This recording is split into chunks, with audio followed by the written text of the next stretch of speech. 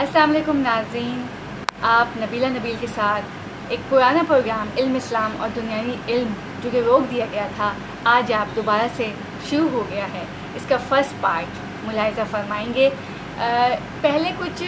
جیسے کہ آپ میڈیا کے کام لوگوں نے میرے دیکھے، اس کے بعد وہ پروگرام آنا لگاتار بند ہو گیا، تو اب یہ ہے کہ کوشش کی گئی ہے کہ اس کو شروع سے ایک دوبارہ سے کیا جائے اس پروگرام کو، تاکہ عوام کی معلومات ہو سکے۔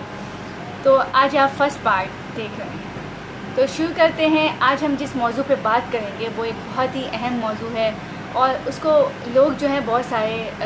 جن کو علم نہیں ہوتا ہے اس کو ایک بہت ہی عجیب سا ایشو بنا کر برا سمجھتے ہیں، یعنی کہ اچھا نہیں لگتا ان کو۔ ایک الگ بات ہے اچھا نہ لگنا، ہم بات کر رہے ہیں ماتم پہ، شیعوں کے ماتم پہ۔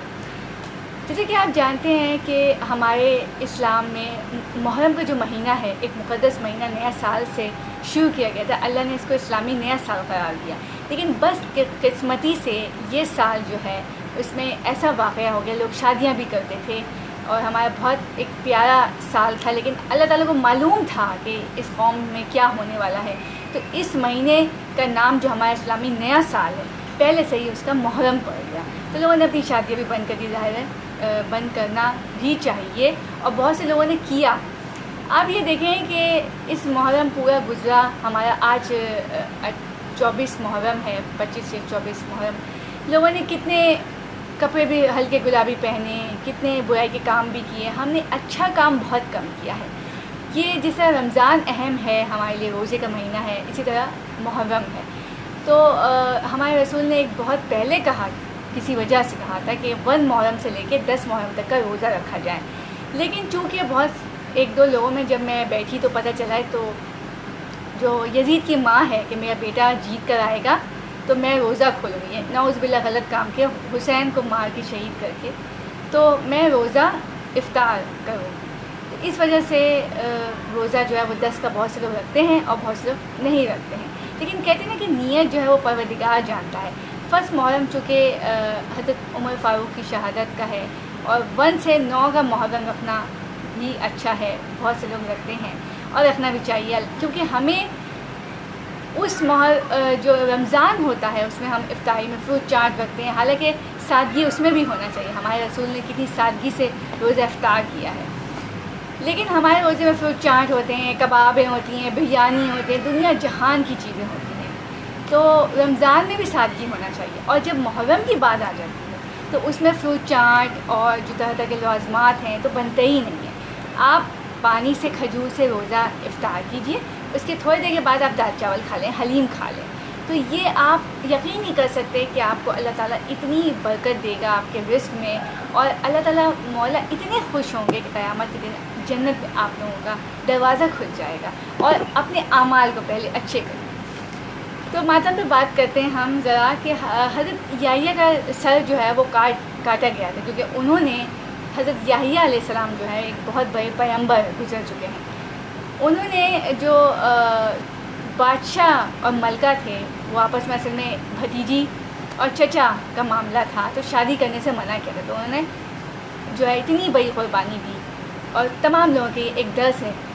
بہت سے لوگ جو ہے یحییٰ حسین نام رکھتے ہیں تو وہ ایک اور بڑا خوبصورت نام ہو جاتا ہے، کیونکہ حضرت یحییٰ علیہ السلام کی کیا بات ہے، اور جتنے دیگر پیغمبر ہیں ہر دور میں بہت ان کی اچھی اچھی اللہ تعالیٰ نے خوبی رکھی ہے اور اپنے دور کے لیے سب کو بھیجا ہے۔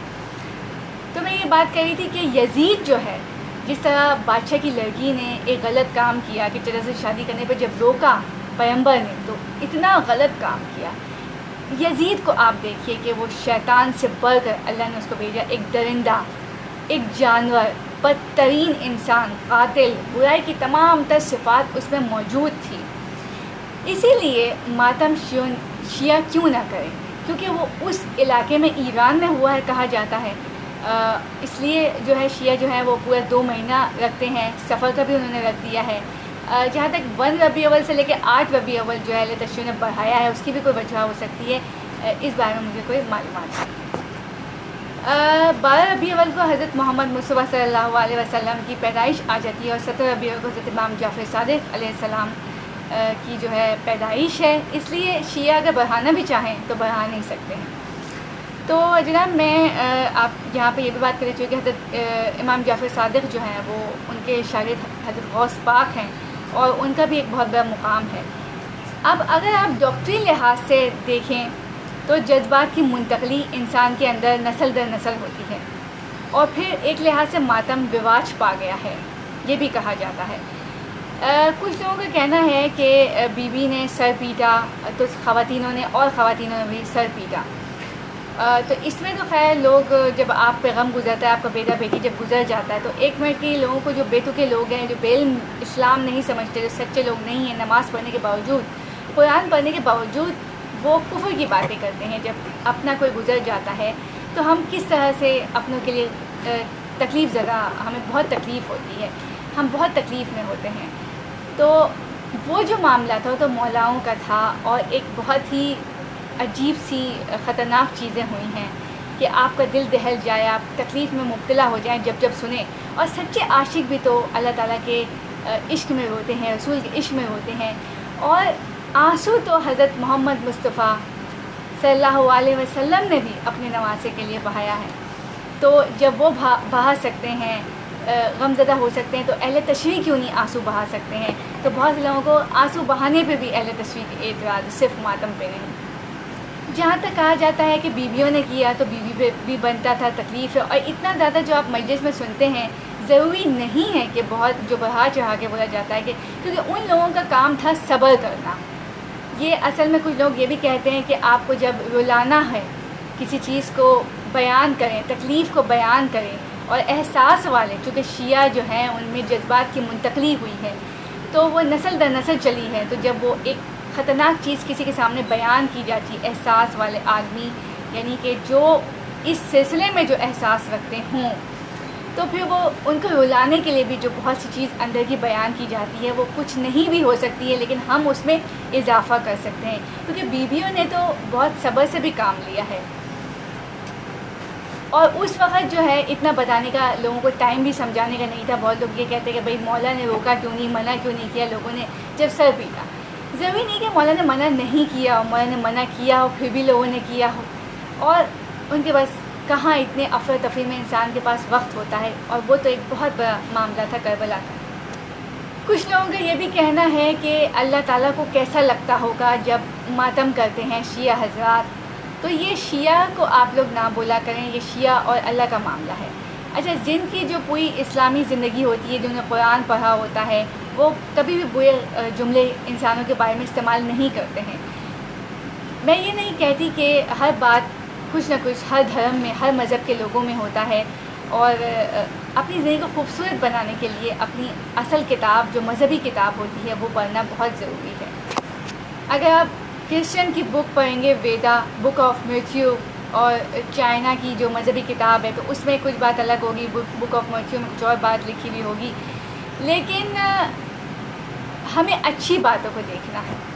اصل میں کچھ لوگوں کو شیعوں کے ماتم پہ اعتراض نہیں ہے، بلکہ شیعہ جو غلط کچھ ہیں شیعوں میں بھی، جیسے میں نے کہا کہ ہر جگہ میں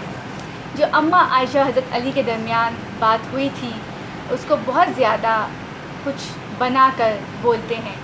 اگر کچھ بات ہوئی بھی تھی تو یہ تو اللہ تعالیٰ اور ان کا معاملہ ہے. کبھی بھی رسول اللہ نے یا حضرت علی نے کبھی کسی کو بہت ہی زیادہ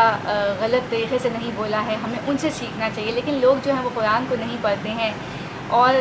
نہیں سیکھتے ہیں، نہیں سمجھتے ہیں، اس لیے یہ سب کچھ ہوتا ہے. اور یہ ساری باتیں جو ہیں نکل کے آپ کے اپنے ماں باپ کی گود سے اور مجالس سے اور مسجدوں کے جو مولانا ہے وہ وہاں سے اہل سنت کو جو غلط بات کرتے ہیں ان کے ذہن میں جاتا ہے. ایک انگریزی پروفیسر کا بیان ہے کہ جب اور لوگ مسئلہ حل نہ کرتے ہوں یا جس باتوں کا ثبوت نہیں ملتا ہو تو بڑی مہربانی کہ اس بارے میں بات نہ کی جائے. تو شیعوں کو اور اہل سنت کو، ہندو کو، مذہب کے بہت سے معاملات سے، کرسچنوں کو جس کا ثبوت نہیں ملتا ہے یا جس سے افراتفری پھیل سکتا ہے، جس سے کوئی قانون نہیں آ سکتا ہے، تو اس سلسلے میں بات نہیں کرنی چاہیے. میری ایک بہت پرانی سہیلی تھی آمنہ پنجابی، جو کہ اب جو ہے پنجاب جا چکی ہے. تو اس سے اسلام کی باتوں کا ذکر ہو رہا تھا. اچانک اس نے ایک جملہ کہا، مجھے بہت ناگوار گزرا. کیونکہ میں بہت سی چیز جس کے بارے میں نہیں جانتی ہوں یا جو معلومات مجھے نہیں ہیں تو مجھے شروع میں وہ چیز اچھی نہیں لگتی ہے، تو مجھے پتہ چل جاتا ہے کہ اس بارے میں بات نہیں کرنا چاہیے۔ انہوں نے کہا کہ شیعہ جو ہیں وہ ان کا ہاتھ ہے امام حسین کو شہید کرنے میں، تو کسی بیوی نے بددعا دیا ہے کہ تم ساری زندگی اپنے آپ کو پیٹو گے، خود کو سزا دو گے۔ اب آپ کہیے کہ کیسی جاہلانہ بات ہے کہ بیوی کسی کو بددعا دے دیں گی، اور جو کرنے والے ہیں حضرت ذاکر نائک کا جو پروگرام ہے وہ میں اکثر فالو کرتی ہوں۔ وہ کہتے ہیں کہ جو گناہ گار ہوتا ہے آپ اس کو سزا دے سکتے ہیں، آپ اس کو بددعا دے سکتے ہیں، اس کو بددعا لگ سکتی ہے۔ تو جو اس معاملے میں کوفی شامل تھے، جو تکلیف پہنچا چکے تھے یہ اہل بیت کے خاندان کو، تو اگر بددعا لگی ہوگی تو ان چند لوگوں کو لگی، تمام شیعوں کو نہیں لگی ہوگی۔ یہ صرف ایک رسم ماتم جس سے ہمیں مسلمانوں کو کوئی اعتراض نہیں ہونا چاہیے، نہ دیوبندی کو نہ وہابی کو، کیونکہ ان کے بھی الگ الگ چیز ہیں۔ اگر ہم اپنے گریبان میں جھانک لیں، ہم اپنی چیزوں کو دیکھ لیں تو زیادہ بہتر ہے۔ نفرت جو ہے وہ ایک بہت بڑی سنگین برائی ہے، خدا کا عذاب ہے، ایک طوفان ہے جو صرف تباہی جگہ جگہ مچا رہا ہے۔ خدا را یہ نہ کیجیے، مگر ہم رکتے ہی نہیں۔ اس ملک میں بہت سارے لوگ ہیں جو عاجزی سے کام لیتے ہیں، جو چھوڑ دیتے ہیں، ایک دوسرے پہ بات نہیں کرتے، درگزر کرتے ہیں، اور اللہ کے ہاں اس کا بہت بڑا اجر ہے، جو گھریلو معاملات میں بھی کسی کے نہیں بولتے ہیں، اور اپنے خیالات جو ہیں وہ دباؤ کے ذریعے کسی کے ذہن میں ڈالنے کی کوشش نہیں کرتے ہیں، مار کے ذریعے کسی کے ذہن میں ڈالنے کی کوشش نہیں کرتے ہیں۔ بعض لوگ تو ہاتھ استعمال کر کے مار کے ذریعے جو ہیں وہ تکلیف پہنچا کر اپنی بات ڈالنے کی کوشش کرتے ہیں، اور بعض لوگوں کو پیسے کا لالچ ہوتا ہے، چاہے وہ مسجد میں ہو، چاہے وہ مجالس کے بڑے بڑے مولانا ہوں، کہ بھائی آپ کو اتنا پیسہ ملے گا، آپ یہ لفظ جو ہے نکال دیجئے، یہ لفظ چھوڑ دیجئے۔ ایک مولانا ہیں، میرے ذہن میں ان کا نہیں آ رہا ہے، جو اہل تشیع کے ہیں، عباس ان کا نام ہے، لیکن مجھے پورا نام یاد نہیں ہے۔ انہوں نے خود بولا ہے کہ یہ جو مذہب کی چھوٹی چھوٹی باتیں ہیں کچھ لوگ بڑھا کے کرتے ہیں، اور کچھ لوگ جو ہے وہ نکل کے چیزوں کو پھیلاتے ہیں، تو وہ نکل کے چیزیں آتی ہیں، آپ ان چیزوں کو، غلط چیزوں کو نہ سنا کریں، اس کی طرف نہ جایا کریں، اور شیعوں کو برا بھلا نہ بولا کریں۔ ہم تمام لوگ جو ہیں وہ پروردگار جو کہ ایک بہت بڑا بادشاہ ہے، اور ہم تمام لوگوں کو اس کے پاس جانا ہے، تو ہم تمام جو بھی غلط کام ہے یا اچھے کام ہے، تمام چیزوں کو دیکھنے والا پروردگار ہے۔ ایک منٹ کے لیے آپ لوگ اگر یہ سوچ لیں تو ہم کبھی بھی کسی کے بارے میں بات نہ کریں، مگر ہم اصل میں یہی چیز نہیں دیکھتے ہیں۔ اب بات کرتے ہیں کہ امام غزالی نے ماتم اور رونے کو بدعت یعنی کہ ایجاد کہا ہے، اور یزید کو معافی خدا سے جب اس نے مانگی تو اسے معافی مل گئی۔ تو اب بات یہ ہے کہ امام غزالی کی کتاب میں کیا لفظ کو بدلا نہیں جا سکتا؟ کیا ان سے زبردستی کوئی کہلوا نہیں سکتا؟ کیا لکھوایا نہیں جا سکتا؟ کوئی تو کتاب میں بدلاؤ کسی نے کیا ہے، اور اگر انہوں نے کہا ہے ایسا تو پھر یہ اللہ اور ان کا معاملہ ہے، کیونکہ پھر اللہ تعالیٰ تو کسی کو بھی نہیں، چھوٹی سزا بڑی سزا یہ سب اس کے ہاتھ میں ہے۔ تو جہاں تک یزید کے معافی کا تعلق ہے تو اس کی معافی کا تو سوال ہی پیدا نہیں ہوتا ہے، کیونکہ جو فرعون بنا بنایا ہوتا ہے، جو یزید بنا بنایا ہوتا ہے، اس کے ہاتھ سے ایک غلط کام جب ہو جاتا ہے تو اللہ تعالیٰ وہیں پہ دیکھ لیتا ہے، اور اللہ تعالیٰ کو پھر کیا کرنا ہے یہ اللہ تعالیٰ سے بہتر کوئی نہیں جانتا، تو یزید کو سزا تو ملے گی۔ تو اگر کوئی یہ کہتا ہے کہ اللہ تعالیٰ نے معاف کر دیا ہو، یا کسی بھی کتاب سے آپ کو ملتا ہے تو بڑی مہربانی ہوگی ایسی کتاب آپ نہ پڑھیں اور ایسی باتوں میں نہ جائیں،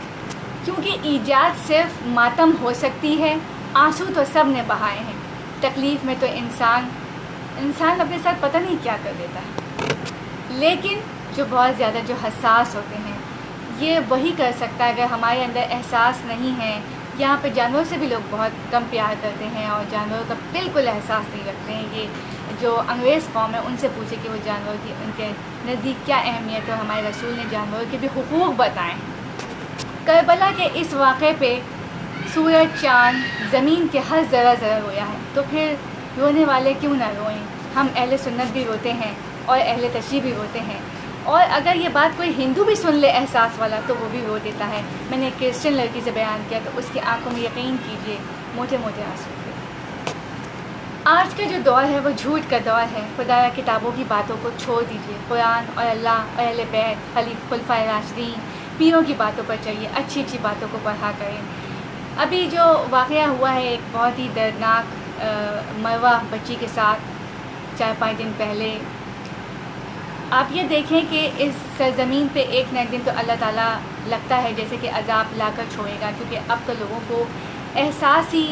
نہیں رہا ہے ذرا بھی۔ اور ایک خاتون مدر ہائی وے پہ لاہور میں بھی اس کے ساتھ حادثہ ہوا ہے۔ تو یہ وہ لوگ کام کرتے ہیں جن کو ذرا بھی پرواہ نہیں ہوتی ہے کہ ہمیں اللہ تعالیٰ کے پاس جانا ہے۔ ایک منٹ کی سوچ لیجیے کہ ہم سب کو اللہ تعالیٰ کے پاس جانا ہے۔ اجازت دیجیے اگر ہو سکا زندگی رہی تو ایک اور پروگرام جو ہے سفر میں کروں گی میں، یا پھر میلاد شریف میں، یا پھر کسی اور ایسے موقع پہ درس و تدریس رکھا جائے گا تاکہ آپ لوگ علم سے ہمارے استفادہ حاصل کریں۔ اجازت دیجیے نبیلہ نبیل کو۔ اللہ حافظ۔